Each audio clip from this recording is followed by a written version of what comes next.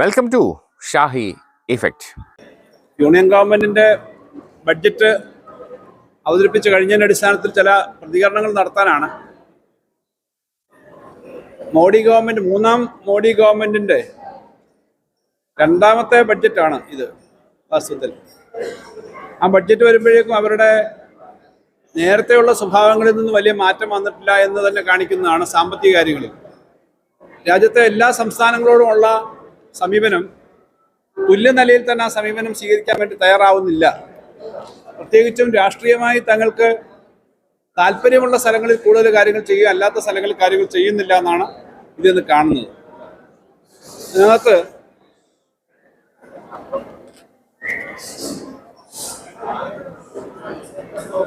അതൊന്ന് മേളിൽ പോയി പറഞ്ഞാൽ മതി.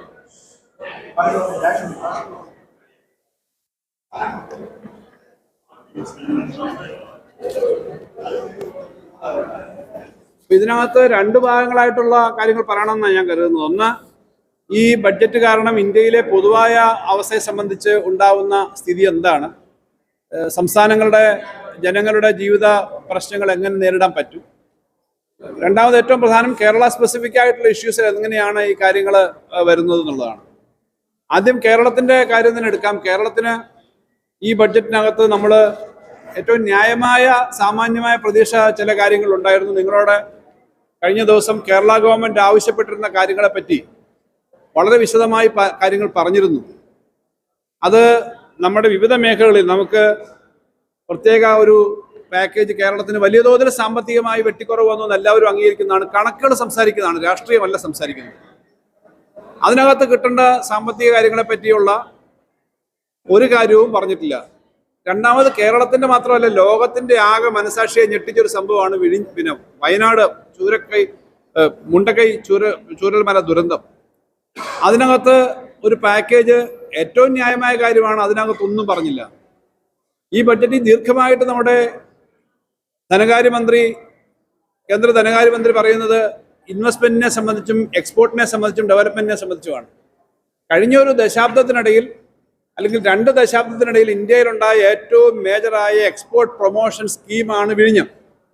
ആ വിഴിഞ്ഞത്തെ പറ്റി ഒരു കാര്യവും പറഞ്ഞിട്ടില്ല. കാരണം എക്സ്പോർട്ടിനുള്ള വിൻഡോ ആണല്ലോ ഈ വലിയ തുറമുഖം. അതിനെപ്പറ്റി ഒന്നും പറഞ്ഞിട്ടില്ല, അതിന് പണം പ്രത്യേകം തന്നിട്ടില്ല.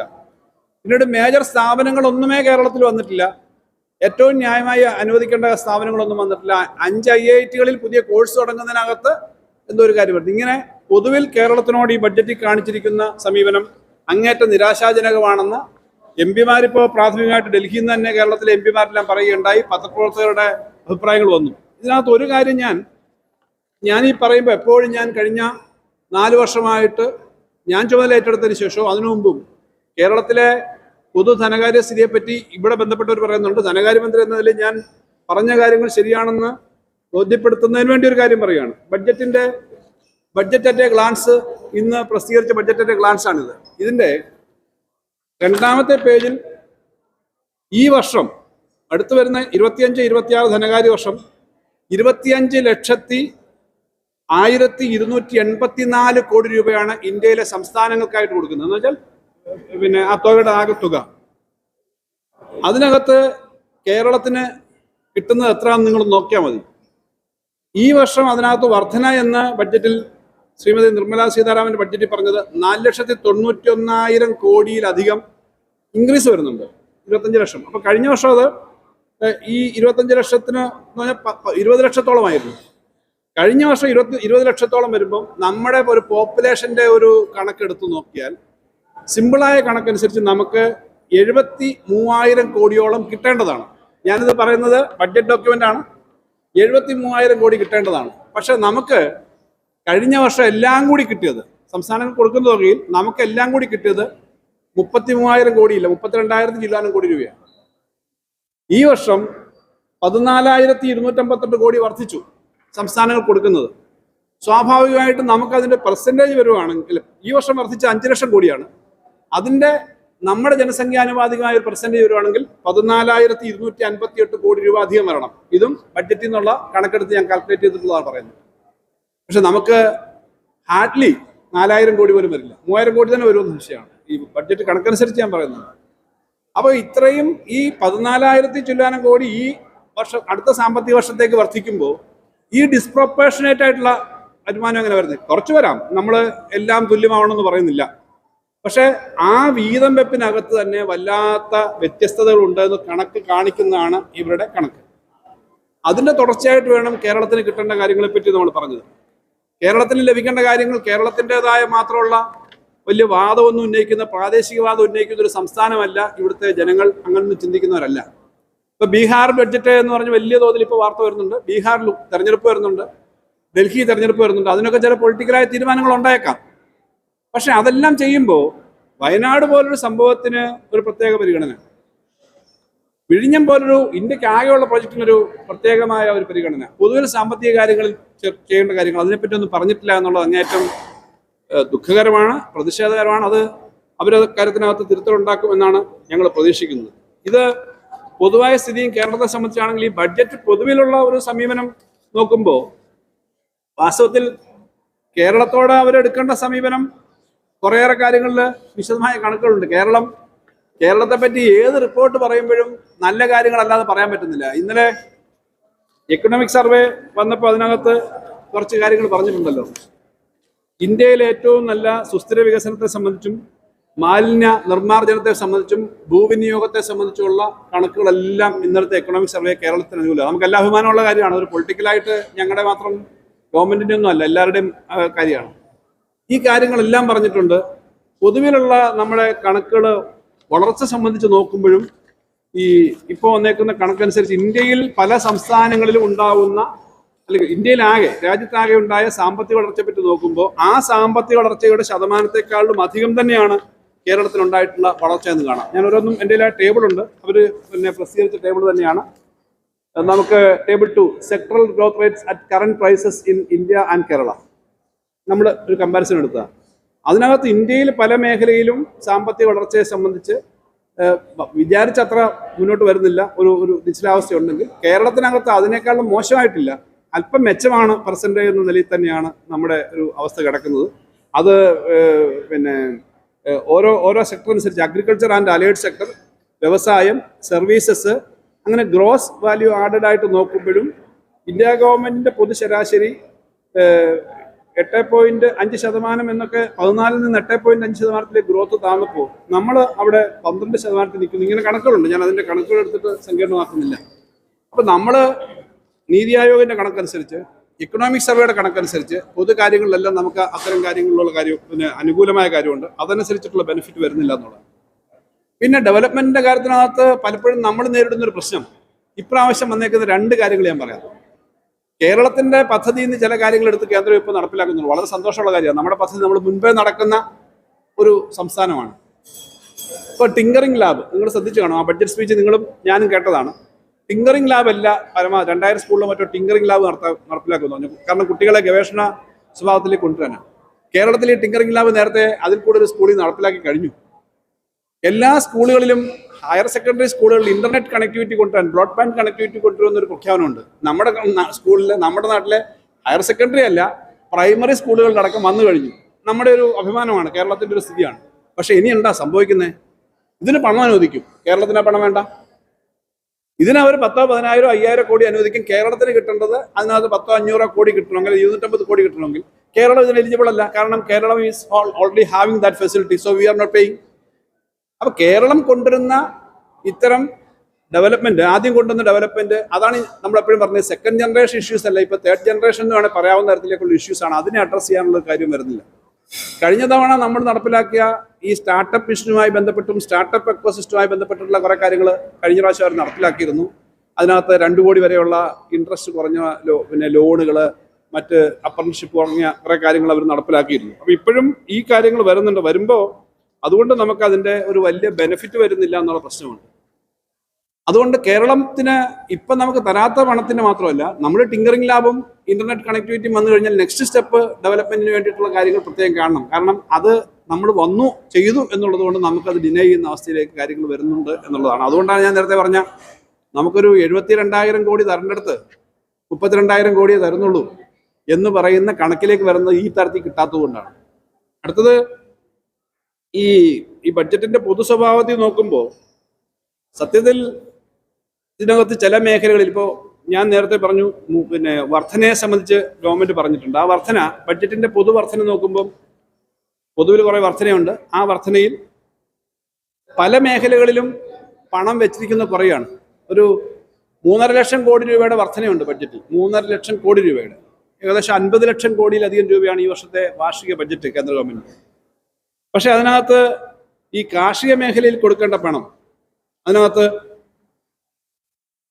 വളത്തിന്റെ സബ്സിഡി 3400 കോടി കുറഞ്ഞു. യഥാർത്ഥത്തിൽ ഈ 3000 കോടി വർധനയുടെ അടക്കം വർധന വരേണ്ടതാണ്. കാർഷിക മേഖലയാണ് ഒന്നാമത്തെ ഗ്രോത്ത് ഇഞ്ചിൻ എന്നാണ് കേന്ദ്രമന്ത്രിയുടെ പ്രസംഗത്തിലെ ഒന്നാമത്തെ ഗ്രോത്ത് ഇഞ്ചിൻ ഓഫ് ഡെവലപ്മെന്റ് കാർഷിക മേഖലയാണ്. കാർഷിക മേഖലയിൽ നിലവിൽ കൊടുക്കുന്ന ബജറ്റ് വിഹിതത്തിൽ തന്നെ കാർഷിക സബ്സിഡി 3400 കോടി കുറഞ്ഞു.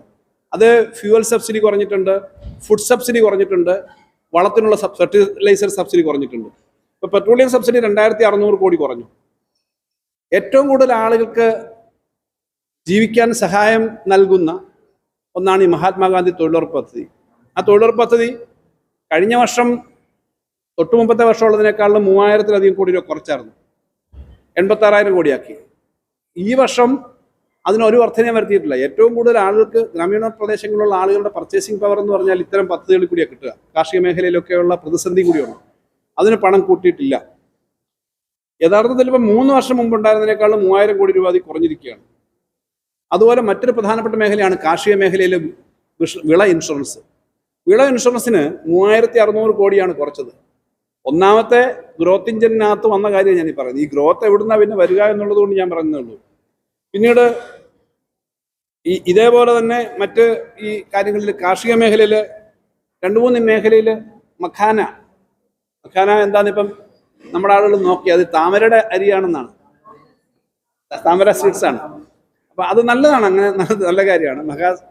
അപ്പൊ അതുപോലുള്ള കാര്യങ്ങൾക്ക് അവിടെ ബീഹാർ തിരഞ്ഞെടുപ്പ് കഴിയുമ്പോൾ മറ്റ് സംസ്ഥാനങ്ങളിലും ഇതുപോലെ കുറച്ച് കാര്യങ്ങൾ ചെയ്യുമായിരിക്കും എന്ന് പ്രതീക്ഷിക്കാം. അത് പൊളിറ്റിക്കലാണ്. എന്തായാലും മഖാന സീഡ്സ് ഒക്കെ നല്ല കാര്യമാണ്, കൃഷിക്കാരുടെ കാര്യമാണ്. പക്ഷേ ബീഹാറിലടക്കമുള്ള കൃഷിക്കാരുടെ ഏറ്റവും വലിയ സമരം നടന്നത് എന്താ? കാർഷിക സമരം. ഉൽപ്പന്നങ്ങൾ ഉണ്ടാക്കാൻ പറഞ്ഞാൽ പോരാ, പ്രൊഡക്ടിവിറ്റി വർദ്ധിപ്പിച്ചാൽ പോരാ, ഇതിന് വില കിട്ടണം. കൃഷി സാധനങ്ങൾക്ക് വില കിട്ടുന്നില്ല, ന്യായവില ഉറപ്പാവുന്നില്ല. ഇപ്പോഴും ന്യായവില ഉറപ്പാക്കുന്നതിന് വേണ്ടിയിട്ടുള്ള ഒരു സ്കീം ഇത് വന്നിട്ടില്ല. ഡൽഹിയിലും ഹരിയാനയിലൊക്കെ കൃഷിക്കാരുടെ സമരം നടക്കുകയാണ്. അപ്പോൾ അതുകൊണ്ട് ആ പറഞ്ഞ കാര്യത്തിനകത്തില്ല.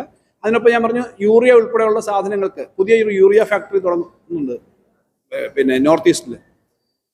പക്ഷെ യൂറിയയുടെ സബ്സിഡി എല്ലാം വെട്ടിക്കുറച്ച് കാർഷിക മേഖലയിൽ അങ്ങനെയുള്ള കാര്യങ്ങൾക്ക് ബുദ്ധിമുട്ടുണ്ടാക്കുന്നതാണ്. പിന്നീട് ഇതുപോലെ ഓരോ മേഖല എടുത്താലും പൊതുവിൽ ബഡ്ജറ്റിനകത്ത് കൂടുതൽ നിക്ഷേപം വരുന്ന തരത്തിലെ കാര്യങ്ങളില്ല. അപകടകരമായ ചില കാര്യങ്ങളുണ്ട്. നമുക്ക് ഈ ഇൻഷുറൻസിന്റെ കാര്യത്തിനകത്ത് 100% FDI അനുവദിച്ചു. അതെങ്ങനെ, ഏറ്റവും പ്രധാനപ്പെട്ട ഒരു മേഖലയാണ് ഇൻഷുറൻസ് മേഖല, അതെങ്ങനെ ബാധിക്കും എന്നുള്ള പ്രശ്നമൊക്കെ കണ്ടറിയേണ്ടതാണ്. പിന്നീട് കയറ്റുമതി വർദ്ധിപ്പിക്കുന്ന ഒരു ഗ്രോത്ത് ഇഞ്ചൻ അഗ്രികൾച്ചർ ആണെങ്കിൽ മറ്റൊരു ഗ്രോത്ത് ഇഞ്ചൻ പറഞ്ഞേക്കുന്നത് എക്സ്പോർട്ടാണ്. പക്ഷെ കയറ്റുമതി കഴിഞ്ഞ വർഷം ഇപ്പോഴത്തെ കറണ്ട് വർഷം 1.6% വർദ്ധിച്ചിട്ടുള്ളൂ. ഇറക്കുമതി 5.2% വർദ്ധിക്കുകയും ചെയ്തു. കയറ്റുമതി വർദ്ധിക്കുന്നതിനനുസരിച്ചുള്ള കാര്യങ്ങൾ അതിനകത്ത് ഒന്നും ചെയ്യുന്നില്ല. ഓരോ മേഖല എടുത്താലും അത് കാണാം. പിന്നീട് മറ്റൊന്ന് ഇൻകം ടാക്സ് ആണ്. എല്ലാവർക്കും സന്തോഷം തോന്നുന്ന ഒരു സ്റ്റേറ്റ്മെന്റ് ആണ് ഇൻകം ടാക്സിന്റെ കാര്യത്തിൽ. 12 ലക്ഷം അല്ല, അതിൽ താഴെ 5 ലക്ഷം കിട്ടാത്തവർക്കും സന്തോഷമാണ്. കാരണം 12 ലക്ഷം കിട്ടുമ്പോൾ നമുക്ക് കുറച്ച് കിട്ടുമല്ലോ എന്ന്. അങ്ങനെയാണല്ലേ ഈ മഹാഭൂരിപക്ഷം ആളുകൾക്ക് ഇതിനകത്ത് കൊട്ടിഘോഷിക്കുന്ന ഈ 12 ലക്ഷത്തിന്റെ കഥയിലൊന്നും വരുന്നവരല്ല. എന്നാൽ ഈ 12 ലക്ഷത്തിന്റെ കഥ എന്താ? 12 ലക്ഷത്തിന്റെ കഥയിൽ ടാക്സ് റേറ്റിന്റെ ആ ലിസ്റ്റ് നിങ്ങൾ നോക്കിയാൽ അറിയാം. ഇൻകം ടാക്സ് സ്ലാബുകളിൽ അതിന്റെ റേറ്റുകളിൽ വലിയ വ്യത്യാസം വന്നിട്ടില്ല. എന്ന് പറഞ്ഞാൽ 12,10,000 രൂപ കിട്ടുന്ന ആൾക്ക് പഴയ റേറ്റ് തന്നെയാണ്. അതിനകത്ത് താഴത്തെ ലെവൽ 3 ലക്ഷത്തിൽ 4 ലക്ഷം ആക്കിയിട്ടുണ്ടെന്നേ ഉള്ളൂ. അപ്പം ഈ ശരിക്കും ഈ 12 ലക്ഷം വരെ ശമ്പളമുള്ള അതിൽ താഴെയുള്ള കുറച്ച് ആളുകൾക്ക് ബെനിഫിറ്റ് വരുമെങ്കിലും ഈ പറഞ്ഞ തരത്തിലേക്ക് ഒരു ബെനിഫിറ്റ് വരത്തില്ല. അതായത് ഇതിനകത്തൊരു പിന്നെ ഇൻകം ടാക്സിന്റെ അത് റിബേറ്റ് മാത്രമാണ് കൊടുത്തേക്കുന്നത്. സ്ലാബ് അതുപോലെ നിലനിർത്തിയിട്ടുണ്ടെന്നുള്ള കാര്യം ഒരു ഇൻഫർമേഷന് വേണ്ടി ഞാൻ പറഞ്ഞതേ ഉള്ളൂ. കാരണം ഇതിന്റെ ലിസ്റ്റ് എടുത്ത് നോക്കുമ്പോൾ കാണുന്നതാണ്. ചുരുക്കത്തിൽ ഈ വലിയ മിഡിൽ ക്ലാസ്സിനെ സ്വാധീനിക്കാനെന്നെല്ലാം പറഞ്ഞ കാര്യങ്ങൾ ചെയ്യുമ്പോൾ പൊതുവിൽ ഇന്ത്യയുടെ എക്കണോമിയിൽ ഏറ്റവും പ്രധാനപ്പെട്ട പ്രശ്നം കഴിഞ്ഞ ദിവസങ്ങളിൽ ഇക്കണോമിസ്റ്റുകളും മറ്റ് സാമൂഹ്യ പ്രവർത്തകരും എല്ലാം പറഞ്ഞ കാര്യം പബ്ലിക് സ്പെൻഡിങ് കൂട്ടണം, ക്യാപിറ്റൽ എക്സ്പെൻഡിച്ചർ കൂട്ടണം, കൂടുതൽ മൂലധനം വന്നിട്ട് കൂടുതൽ തൊഴിലവസരം ഉണ്ടാവണം. പ്രത്യേകിച്ചും പുതിയ സാഹചര്യം വളരെ ഗൗരവത്തോടു കൂടി കാണേണ്ടതാണ്. വളരെ ഫാസ്റ്റായിട്ടാണ് ലോകം മാറുന്നത്. ട്രംപും അതുപോലുള്ള ഭരണാധികാരികളൊക്കെ വന്നപ്പോൾ ഇപ്പോൾ വളരെ ബ്ലൈൻഡായിട്ട് ഇന്ത്യ അടക്കമുള്ള രാജ്യങ്ങളോട് എടുക്കുന്ന സമീപനമുണ്ട്. നിങ്ങൾ ഞാൻ പറഞ്ഞ കേട്ടോണം, അല്ലെങ്കിൽ 100% ഞങ്ങൾ ടാക്സ് ഏർപ്പെടുത്തും, 25% ഏർപ്പെടുത്തും. കൊളംബിയയുടെ ഒരു ടാക്സ് കൂട്ടിയതിന്റെ ഭാഗമായിട്ടുള്ള വാർത്തകൾ കഴിഞ്ഞ ദിവസം വന്നിരുന്നു. അപ്പൊ പല രാജ്യങ്ങളോടും അങ്ങനെ സമീപനം എടുക്കുക. അപ്പൊ അതിനർത്ഥം എന്താ? നമ്മുടെ നാട്ടിലെ എക്കണോമി സ്വന്തം കാലം നിൽക്കാവുന്ന തരത്തിലേക്കുള്ള അടിസ്ഥാനപരമായ ഉൽപ്പാദനം വർദ്ധിപ്പിക്കണം. കാർഷിക മേഖലയിലും വ്യവസായ മേഖലയിലും സർവീസ് സെക്ടറിലും ഒക്കെ നമുക്ക് വർദ്ധിപ്പിക്കണം. പ്രത്യേകിച്ചും അടിസ്ഥാന മേഖലയിൽ നല്ലതുപോലെ ഉൽപ്പാദനം വർദ്ധിപ്പിച്ചേ കഴിയൂ. പുതിയ സാങ്കേതിക വിദ്യ വരുന്നു, AI-യുടെയും ഡീപ് സീക്കിന്റെയും ഒക്കെ കാര്യങ്ങൾ വരുന്നു. അതൊക്കെ നമ്മൾ ആ മേഖലയിൽ പുതിയ കാര്യങ്ങൾ ഇൻവെസ്റ്റ്മെന്റ് വേണം. അതേസമയം മാനുഫാക്ചറിങ്ങിന് കാര്യത്തിൽ കൂടുതൽ ഇൻവെസ്റ്റ്മെന്റ് വേണം. നമ്മുടെ ആളുകളെ ഇവിടെ നിർത്താനുള്ള സൗകര്യം വേണം. അവിടെയാണ് എല്ലാവരും, നമ്മൾ മാത്രമല്ല, പാർലമെന്റിൽ മിക്കവാറും MP-മാർ അവിടെ ഇരുന്നിട്ട് പറയുന്നുണ്ടായിരുന്നു, ഇത് ഇന്ത്യയെ മുഴുവൻ ഒരുമിച്ച് കണ്ട് നോക്കി ഒരു സമീപനം എടുക്കുന്ന ബഡ്ജറ്റ് അല്ല. ആ ബഡ്ജറ്റ് സംസ്ഥാനങ്ങളോട്, പ്രത്യേകിച്ചും രാഷ്ട്രീയമായി തങ്ങൾക്ക് താല്പര്യമില്ലാത്ത സംസ്ഥാനങ്ങളോട് എടുക്കുന്ന സമീപനം തെറ്റാണ്. ഇതിനകത്ത് ഇന്ത്യയിലെ മുഴുവൻ ജനങ്ങളുടെയും പ്രധാനമന്ത്രിയും ഇന്ത്യയിലെ മുഴുവൻ ജനങ്ങളുടെയും ധനകാര്യമന്ത്രിയും ഇന്ത്യയിലെ ജനങ്ങളുടെ ഗവൺമെന്റുമാണ് കേന്ദ്രം ഭരിക്കുന്ന ഗവൺമെന്റ്. അത് ഏത് ഗവൺമെന്റ് ആയാലും അങ്ങനെയായിരിക്കും. ആ ഗവൺമെന്റ് എടുക്കുന്ന സമീപനങ്ങൾ രാജ്യത്തെ ഒറ്റക്കെട്ടായി കൊണ്ടുപോകുന്നതിനാവണം. രാജ്യത്തെ ജനങ്ങൾക്കാകെ ഈ വികസിത ഭാരതം എന്ന സങ്കല്പം എത്തിക്കാനാവണം. അതിന് പറ്റുന്ന തരത്തിലേക്കുള്ള കാര്യങ്ങൾ വന്നിട്ടില്ല എന്നുള്ളതാണ് കാണുന്നത്. അത് അടുത്ത ദിവസങ്ങളിൽ കൂടുതൽ വിശദാംശങ്ങൾ വരും. പ്രാഥമികമായിട്ട് നോക്കിയ കണ്ട കാര്യങ്ങളിൽ നിന്ന് ഇത്രയും കാര്യങ്ങളാണ് പറയാനുള്ളത്.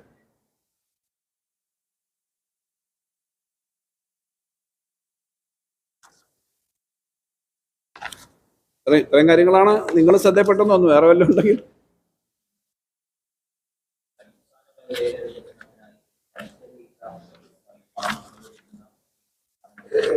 കാപ്പെക്സ് കഴിഞ്ഞ തവണ ഉണ്ടായിരുന്ന കാപ്പെക്സ് തന്നെ തുടരുന്നുണ്ട്. കഴിഞ്ഞ പ്രാവശ്യം ഉണ്ടായിരുന്ന കാപ്പെക്സ് ആണ്. അത് തുടരുന്നത് ഗുണം ചെയ്യും. അത് തുടരുന്നത് ഗുണം ചെയ്യുമ്പോൾ തന്നെ നമുക്ക് അർഹമായത് കിട്ടാത്ത തരത്തിലേക്ക് ചില കണ്ടീഷൻസ് കഴിഞ്ഞ പ്രാവശ്യം വെച്ചിരുന്ന് നമ്മൾ പറഞ്ഞല്ലോ. അതിന് ബ്രാൻഡിങ്ങിന്റെ ഇഷ്യൂ, നിങ്ങൾ ഇന്ന ചെയ്താലേ കിട്ടൂ എന്നൊക്കെ പറയുന്ന ചില ഇഷ്യൂസ് നമ്മളെ കഴിഞ്ഞ പ്രാവശ്യമൊക്കെ ബാധിച്ചിരുന്നു. അത് നേരത്തെ പറഞ്ഞതുപോലെയാണ്. നിങ്ങൾക്ക് സ്കൂളുകളിൽ ഇന്റർനെറ്റ് കണക്ട് ചെയ്യാൻ വേണ്ടി ഞങ്ങൾ ഒരു സ്കൂളിന് ഇത്ര ലക്ഷം വെച്ച് തരാം, നിങ്ങൾക്ക് സ്കൂളിൽ ടിങ്കറിംഗ് ലാബിന് ഞങ്ങൾ ഇത്ര തരാം. അപ്പം നമ്മൾ പറയാം, ഞങ്ങൾ ഓൾറെഡി ഇത് വെച്ച് കഴിഞ്ഞു, ഞങ്ങൾക്ക് ഓൾറെഡി ബ്രോഡ്ബാൻഡ് ഉണ്ട്, ഞങ്ങൾ നേരത്തെ തന്നെ ചെയ്തു, ഞങ്ങൾക്ക് ബാക്കി ടിങ്കറിംഗ് ലാബ് ഉണ്ട്, അതുകൊണ്ട് ഞങ്ങൾക്ക് വേണ്ടത് കുറച്ച് കമ്പ്യൂട്ടർ ഫെസിലിറ്റി ആയിരിക്കും, അല്ലെങ്കിൽ മറ്റെന്തെങ്കിലും കാര്യമായിരിക്കും. ഇത് തരില്ല. അവരുണ്ടാക്കിയ ഒരു സ്റ്റാൻഡേർഡ് പ്രോട്ടോടൈപ്പ് ഉണ്ട്. നമ്മൾ അല്പം കൂടി ചില മേഖലകളിൽ അഡ്വാൻസ് ചെയ്താൽ നമുക്ക് വ്യത്യസ്തമായിട്ടാണെങ്കിൽ ചെയ്യാൻ പറ്റില്ല. ഇത് ഇന്ത്യയിലെ മുഴുവൻ ആളുകൾക്കും ഒരേ യൂണിഫോം തയ്പ്പിച്ച് ഒരേ അളവിന് ഷർട്ടും പാൻറ്റും അവർ കൊടുക്കാം, അല്ലെങ്കിൽ ചുരിദാർ തരാമെന്ന് പറഞ്ഞാൽ പറ്റുമോ? നോർത്ത് ഈസ്റ്റിലുള്ള ആളുടെ സൈസാണോ ഹരിയാനയിലുള്ളത്? ഹരിയാനയിലുള്ള ആളുടെ സൈസാണോ പഞ്ചാബിലുള്ള സൈസാണോ നമ്മുടെ കേരളത്തിലുള്ളത്? ഞാൻ പറഞ്ഞത് നമുക്ക് യൂണിഫോമിന്റെ കാര്യം പറഞ്ഞ യൂണിഫോം എന്ന് പറഞ്ഞാൽ എല്ലാം ഒരേപോലെ ആവുന്ന തരത്തിലേക്ക് ഇക്കണോമിക് ഡെവലപ്മെന്റിൽ പറ്റില്ല, പ്രാക്ടിക്കൽ പോളിസി പറ്റില്ല. മഖാന എന്ന് പറയുന്നത് കേരളത്തിൽ നമുക്ക് അത്രയും പെട്ടെന്ന് പറ്റുന്നതാണോ? യെസ്, അതൊരു നല്ല കൃഷിയാണ്. പക്ഷെ കേരളത്തിൽ പറ്റുന്ന കൃഷി വേറെ എന്തെങ്കിലും ആയിരിക്കും. അപ്പം ഇന്ത്യയിലെ സംസ്ഥാനങ്ങൾക്ക് പറ്റുന്ന തരത്തിലേക്ക് കാര്യം ചെയ്യണം. റബ്ബർ എന്ന് പറയുന്നതിനെ കൺസിഡർ ചെയ്യണ്ടേ? റബ്ബറിന്റെ കാര്യം നമ്മൾ പ്രത്യേകം പറഞ്ഞതാണ്. റബ്ബറിന്റെ ഈ പറഞ്ഞ വിളകളെക്കാളൊക്കെ എത്രയോ വലുതാണ്. മഖാന പോലെയുള്ള ഒരു സാധനം വന്നോട്ടെ, പക്ഷെ റബ്ബർ എന്ന് പറഞ്ഞാൽ 10,000 കോടിയിലധികം വരുന്ന ഏറ്റവും നമ്മുടെ ഒരു 10-12 ജില്ലയിലെ മുഴുവൻ സാമ്പത്തിക മേഖലയും നിയന്ത്രിക്കുന്നതും ആളുകളുടെ വരുമാനം നിയന്ത്രിക്കുന്നതാണ്, ആളുകളുടെ ജീവിതം മുന്നോട്ട് കൊണ്ടുപോകേണ്ടതാണ്. എന്തെങ്കിലും പറഞ്ഞോ? റബ്ബറിന് എന്തെങ്കിലും പറഞ്ഞു? ഞാനിപ്പോൾ അങ്ങനത്തെ ഓരോ കാര്യങ്ങളും എടുത്തു പറയുന്നത് ഇതെല്ലാം നമ്മൾ പ്രത്യേകം അവിടെ കൊടുത്തിരുന്നതാണ്. റബ്ബറിന്റെ പ്രൊഡക്ഷൻ കൂടിയാൽ ഇന്ത്യയിലെ എക്കണോമിയിൽ അതിന്റെ സജീവത ഉണ്ടാവും എന്ന് പറഞ്ഞാൽ നമ്മൾ കൊടുത്തത്, അല്ലാതെ ഇവിടുത്തെ കുറച്ച് റബ്ബർ കൃഷിക്കാരുടെ മാത്രം പ്രശ്നമല്ല. അങ്ങനെ ഒരു മേഖലയെ സംബന്ധിച്ചും പ്രത്യേകിച്ച് ശ്രദ്ധിക്കാത്ത തരത്തിലേക്ക് ചില പൊളിറ്റിക്കൽ ഗിമ്മിക്കുകൾ മാത്രം കാണിക്കുന്നതല്ല. ഇന്ത്യയിലെ സംസ്ഥാനങ്ങൾക്ക് വ്യത്യസ്തമായ സ്വഭാവമുണ്ട്, ഇന്ത്യയിലെ വിളകൾക്ക് വ്യത്യസ്തമായ സ്വഭാവമുണ്ട്, ഇന്ത്യയിലെ മണ്ണിന് വ്യത്യസ്തമായ സ്വഭാവമുണ്ട്. ഓരോ നാടിനും അതിൻ്റെതായ ചരിത്രമുണ്ട്, പാരമ്പര്യമുണ്ട്, രീതികളുണ്ട്. അത് കാണുന്നതല്ല ബഡ്ജറ്റ് എടുക്കുന്ന സമീപനം എന്നുള്ളതാണ് ഏറ്റവും പ്രധാന പ്രശ്നം.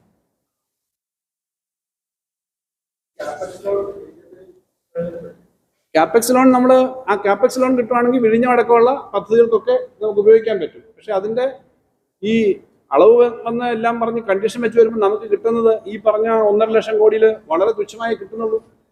നമ്മൾ കൃത്യമായി കേരളത്തിന് ഈ കണക്കും കാര്യവും സിസ്റ്റം എല്ലാം അനുസരിച്ച് തന്നെയാണ് നമ്മൾ ഈ കാര്യങ്ങൾ ചെയ്യുന്നത്. അപ്പോൾ അതുകൊണ്ട് ബ്രാൻഡിങ്ങും മറ്റും വന്നിട്ട് ആദ്യത്തെ വർഷം കുറേ പ്രശ്നങ്ങൾ വന്നു. ഇപ്പം നമ്മൾ വീണ്ടും അതിനകത്ത് സംസാരിച്ചു. ഇപ്പം നമ്മൾ പരമാവധി അത് എടുക്കാൻ ശ്രമിച്ചുകൊണ്ടിരിക്കുന്നുണ്ട് ക്യാപെക്സ് ലോൺ.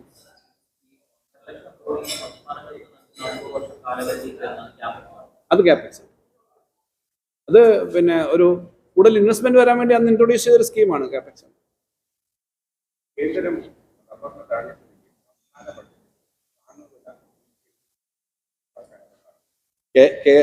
കേന്ദ്രം തഴഞ്ഞിട്ടും നമ്മൾ ഈ കാര്യങ്ങൾ ചെയ്തുകൊണ്ടിരിക്കുന്നുണ്ട്. താങ്ങുവില വർദ്ധിപ്പിക്കുന്നതെല്ലാം പണത്തിന്റെ ലഭ്യത അനുസരിച്ചാണ്. പക്ഷെ 30 രൂപ നമ്മളിപ്പോ 2 ഘട്ടമായിട്ട് 30 രൂപ നമ്മൾ വർദ്ധിപ്പിച്ചിട്ടുണ്ട്. നേരത്തെ 150 ആയിരുന്നു കഴിഞ്ഞ 4 വർഷം കൊണ്ട്. അതുകൊണ്ട് നമുക്കിപ്പോ ഈ വാസ്തവത്തിൽ നമുക്ക് ഈ ഞാൻ ഈ പറഞ്ഞ കണക്കനുസരിച്ച് കിട്ടേണ്ടതിനകത്തൊരു 32,000 കോടി രൂപ കിട്ടാനുണ്ട് എന്നുള്ളതാണല്ലോ പ്രശ്നം. നമ്മൾക്ക് കിട്ടാനുള്ളത് പണം കിട്ടാതിരിക്കുമ്പോൾ 72,000 കോടി വരുന്നതിനകത്ത് നമുക്ക് കിട്ടുന്ന 33,000 34,000 കോടിയാണെന്ന് ഞാൻ പറഞ്ഞത്. അത് നിങ്ങൾക്ക് ഈ പിന്നെ ബഡ്ജറ്റിന്റെ ഗ്ലാൻസിന്റെ സെക്കൻഡ് പേജ് എടുത്ത് ആ ലാസ്റ്റ് പാരഗ്രാഫ് നോക്കി അതിൽ നിന്ന് എടുക്കാമെന്ന് കണക്കേ ഉള്ളൂ. ഇങ്ങനെ തരേണ്ടതൊക്കെ തരാതിരിക്കുകയാണ്. അപ്പൊ നമുക്ക് ഈ ഇപ്പം പല സിദ്ധന്മാരുടെ ഒക്കെ വാർത്തകൾ വരുന്നുണ്ടല്ലോ, നമുക്ക് ആകാശത്തുനിന്ന് ഇതെടുക്കാൻ പറ്റാത്തൊരവസ്ഥയുണ്ട്. ഈ കറൻസി ഉണ്ടാക്കാൻ പറ്റുന്നില്ല. നമുക്ക് തരേണ്ടത് തന്നേ പറ്റൂ. നമുക്ക് തരാനുള്ള അർഹമായി തരണമെന്നുള്ളത് കേരളത്തിൽ എല്ലാവരും കൂടി ആവശ്യപ്പെടേണ്ടതാണ് എന്ന് പറഞ്ഞ് ഈ പറഞ്ഞ ബുദ്ധിമുട്ടൊക്കെ ഉണ്ടാക്കിയെങ്കിലും കേരളത്തിൽ സ്പെൻഡിങ്ങിന്റെ കാര്യത്തിൽ പുറകോട്ട് പോയിട്ടില്ല.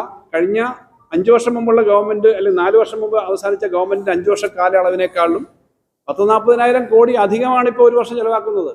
പക്ഷെ നമുക്ക് കിട്ടേണ്ട പണം വലിയ തോതിൽ വെട്ടിക്കുറച്ചിട്ടുണ്ട്. എന്നിട്ട് നമ്മൾ അങ്ങനെ മുന്നോട്ട് പോകുന്നത് നമ്മൾ കൃത്യമായിട്ട് കാര്യങ്ങൾ ചെയ്തിട്ടാണ്. അവിടെ ഷോർട്ടേജ് ഉണ്ട്. ഇത്രയും വെട്ടിക്കുറച്ചിട്ട് നമുക്ക് ആ ഷോർട്ടേജ് വരുന്നിടത്താണ് നിൽക്കുന്നത്. ആ ഷോർട്ടേജ് വന്നിട്ടും എക്കണോമിക് സർവേ പറയുന്നു കേരളം പല കാര്യങ്ങളിലും മുന്നേ വന്നിട്ടുണ്ട്, ഇന്ന കാര്യങ്ങളിൽ വളരെ മെച്ചമാണ് എന്ന് പറയുന്ന അഭിമാനകരമായ ഒരു സ്ഥിതിയുണ്ട്. പക്ഷെ ഇനിയും കൂടുതൽ വേണം. അവിടെയാണ് നമ്മൾ റബ്ബറിന്റെ കാര്യത്തിൽ മാത്രമല്ല പ്രവാസികളുടെ കാര്യത്തിലും നമ്മൾ പ്രത്യേക സഹായം ചോദിച്ചിരുന്നു. റബ്ബറും പ്രവാസികളും നിൽക്കട്ടെ. വയനാടിന്റെ കാര്യത്തിൽ പോലും ചെയ്യാത്ത ആളുകളെ പറ്റി പിന്നെ നമ്മൾ എന്താ പറയാനുള്ളത്?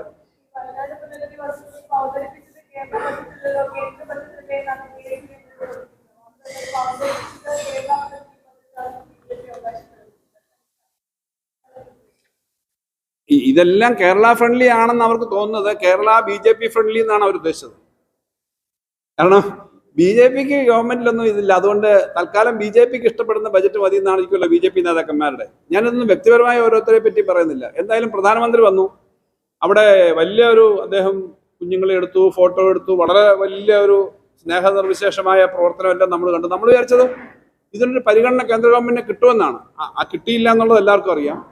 ഇത്തരം കാര്യങ്ങളോട് കുറച്ചുകൂടി തുറന്നൊരു സമീപനം വേണം. ഇന്ന് ഇങ്ങനെ വരുന്ന ഒരു വിഷമം വരുമ്പോൾ മുഴുവൻ ആളുകളെയും കളിയാക്കുന്ന തരത്തില്ല. ഒരു മുറിവുണ്ടെങ്കിൽ ഇത് മുറിഞ്ഞു എന്ന് പറയല്ല, മുറിവിനകത്ത് അല്പം ഉപ്പും കൂടെ പുരട്ടുന്ന തരത്തിലേക്കാണ് ഈ BJP നേതാക്കന്മാരുടെ സ്റ്റേറ്റ്മെന്റ് വരുന്നത്. അത് അവരുടെ രാഷ്ട്രീയമാണ്. ഞാൻ അതിനെപ്പറ്റി വേറൊന്നും പറയുന്നില്ല. നമുക്ക് കേരളത്തിന്റെ പൊതുവായ ഇൻട്രസ്റ്റ് അല്ലാതെ വേറൊന്നും അതിനകത്ത്.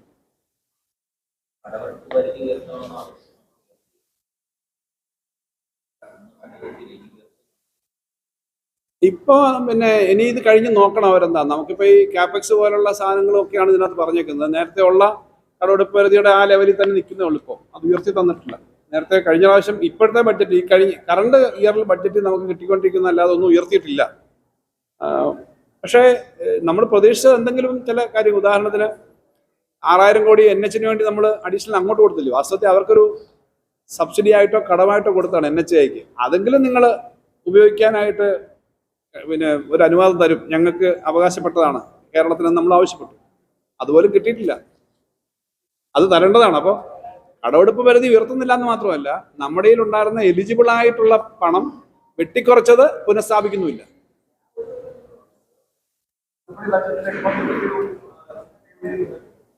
ഉണ്ട്. നമ്മുടെ 7-ാം തീയതിയാണ് നമ്മുടെ നിയമസഭയിൽ ബഡ്ജറ്റ്. അന്നാണ് എക്കണോമിക് റിവ്യൂ ടേബിൾ ചെയ്യുന്നത്. അന്നാണ് വെക്കാൻ പറ്റുന്നത്. കാരണം അതിന് മുമ്പ് സെഷൻ ഇല്ലല്ലോ. സെഷൻ തുടങ്ങുമ്പം അന്നാ വെക്കുക. അത്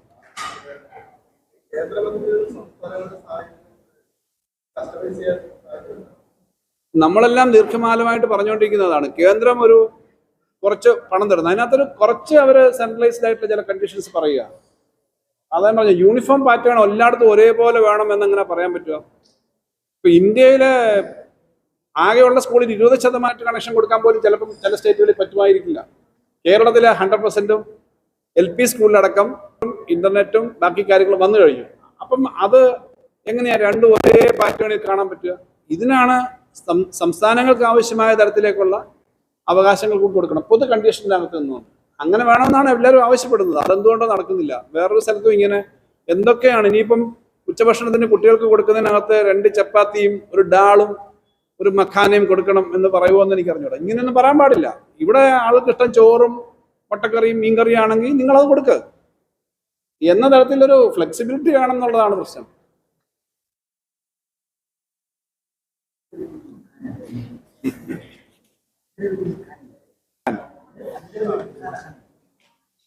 കഴിഞ്ഞല്ലോ.